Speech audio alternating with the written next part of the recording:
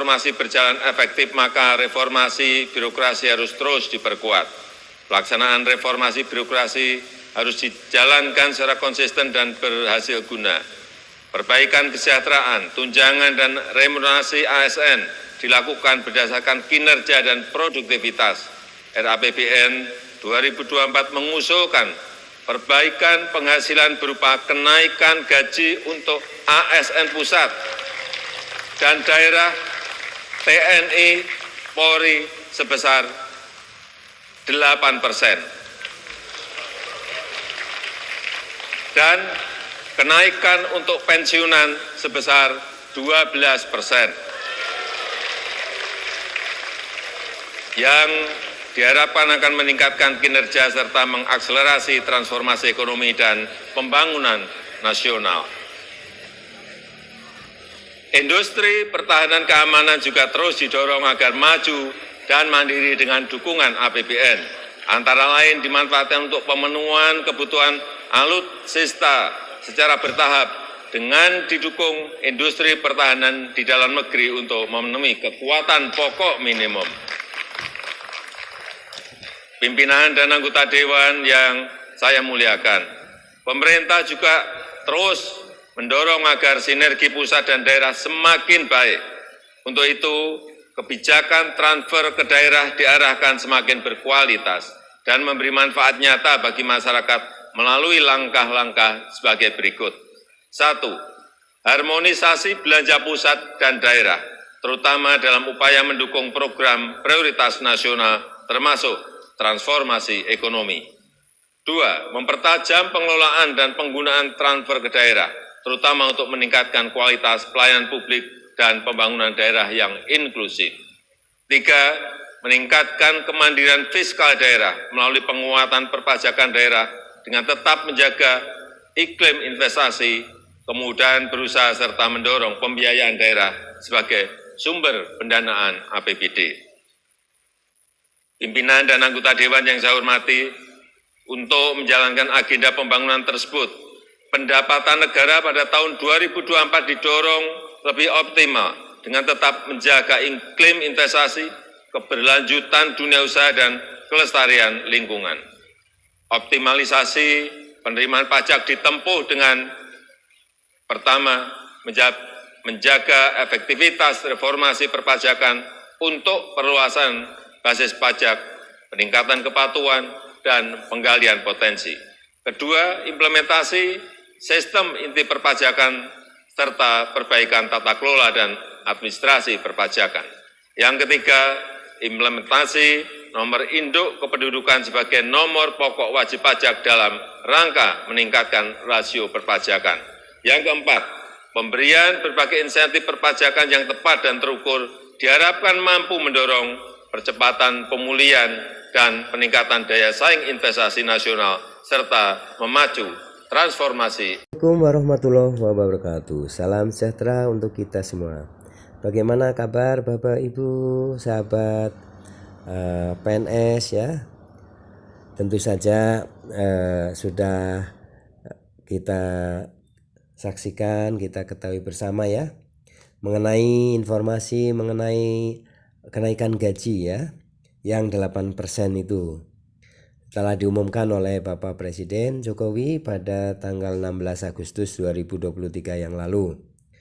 Nah, tentunya Bapak Ibu sahabat PNS ya, tentunya sudah harus bersyukur ya, mensyukuri, dan kita tunggu pencairannya. Di samping kita mendapatkan kenaikan gaji ya untuk PNS golongan 1, 2, 3, dan 4. Ini dari informasi yang valid dari Menteri Keuangan Sri Mulyani, bahwa PNS juga akan di samping mendapatkan kenaikan gaji, ini akan mendapatkan 4 tunjangan ya yang tergolong baru ya. Ada tunjangan-tunjangan yang sekiranya mungkin Bapak Ibu belum mengetahuinya. Nah, ini akan disampaikan ya di video kali ini. Silakan simak ya sampai selesai informasi mengenai kenaikan gaji dan tunjangan-tunjangan baru yang akan diterima oleh para PNS ya.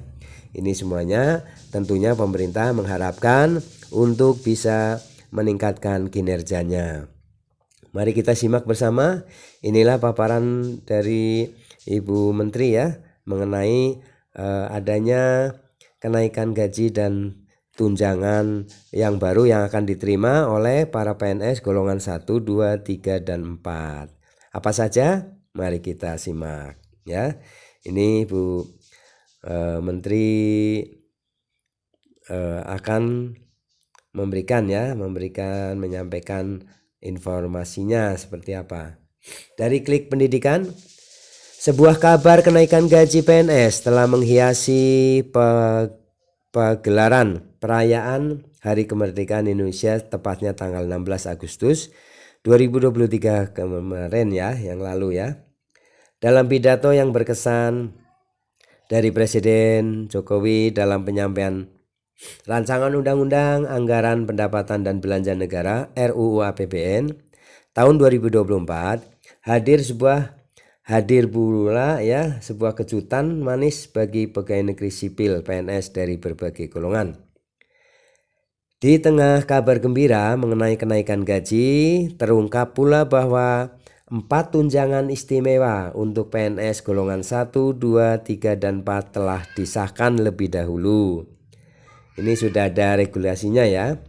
Selama ini peran PNS dalam melayani masyarakat dan menjaga roda pemerintahan telah menjadi tiang kokoh bagi negara. Dalam pengakuan pemerintah, perlunya peningkatan kesejahteraan dan semangat para PNS menjadi perhatian serius. Oleh karena itu, Menteri Keuangan Sri Mulyani turut ambil bagian dalam menyempurnakan paket kesejahteraan dengan mengesahkan 4 tunjangan yang tentunya akan membuat PNS semakin bersemangat dan berdedikasi. Dalam Peraturan Menteri Keuangan PMK nomor 49 tahun 2023 tentang ya dengan jelas keempat tunjangan tersebut ya tertuang ada 4 tunjangan yang tertuang. 1.